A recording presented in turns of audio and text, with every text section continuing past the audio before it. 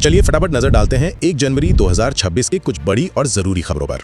ये वो राष्ट्रीय और अंतर्राष्ट्रीय घटनाएं हैं जिनके बारे में आपको जानना ही चाहिए। सबसे पहले अरुणाचल प्रदेश से खबर है। वहां भारत के सबसे पूर्वी गांव डोंग में साल के पहले सूर्योदय का स्वागत उषा का नृत्य के साथ किया गया।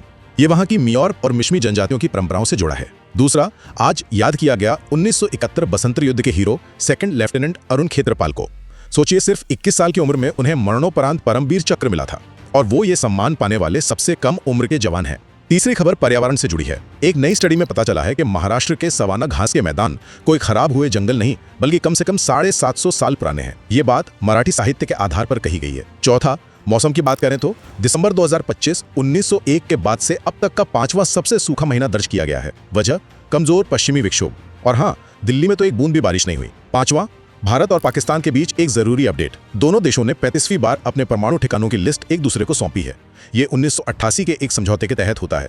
साथ ही कैदियों की लिस्ट भी शेयर की गई है। छठी खबर इकोनॉमी से। PFRDA ने अब बैंकों को भी नेशनल पेंशन सिस्टम यानी NPS के तहत पेंशन फंड को स्पॉन्सर करने की इजाजत दे दी है।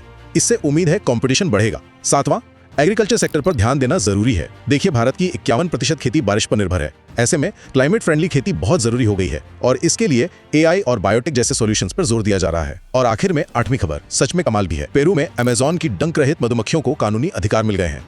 ये दुनिया की पहली ऐसी कीट है जिन्हें ये दर्जा मिला है। ये वहां के 80% से ज्यादा वनस्पतियों के लिए बेहद जरूरी है।